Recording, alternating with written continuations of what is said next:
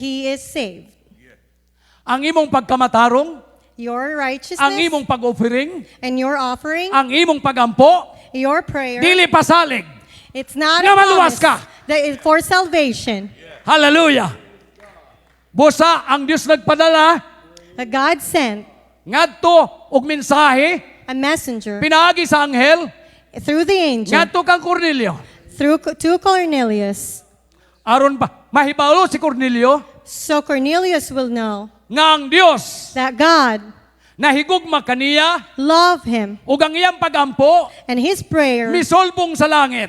goes up to Ang iyang heaven. paghatag His giving, nakita sa langit. God sees Ang it. iyang pagampo His prayer, nasayran sa langit. God sees it. Busa ang Dios nagpadala kang Pedro And God sent to Peter aron siya maluwas. so that he will be saved. Ang istorya nagingon That story, sa Acts chapter 11 verse 14.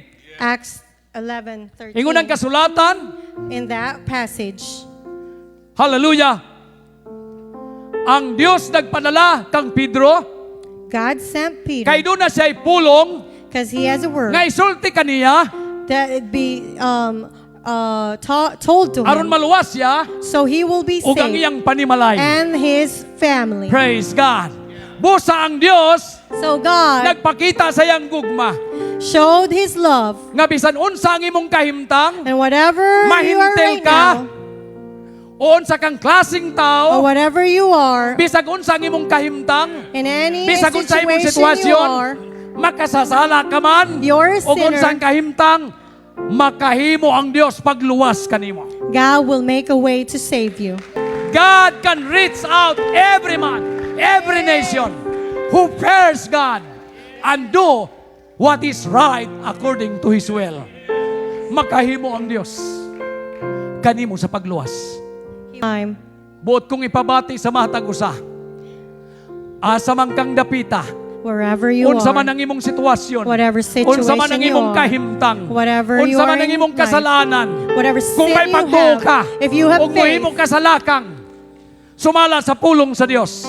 in the verse of in the Kaysa nagpadayong istorya sa chapter 10 sa buhat, in Acts 10, si Pedro nagingon, Peter said, akong nasayran nga ang Dios walay pinalabi.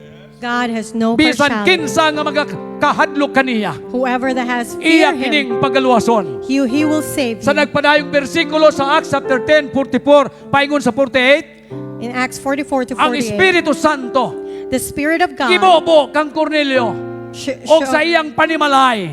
Nagsulti sila laing pinulungan. yeah, a speak Hallelujah. in Og tongues. na naglitok sila, sumala sa palitok sa Espiritu.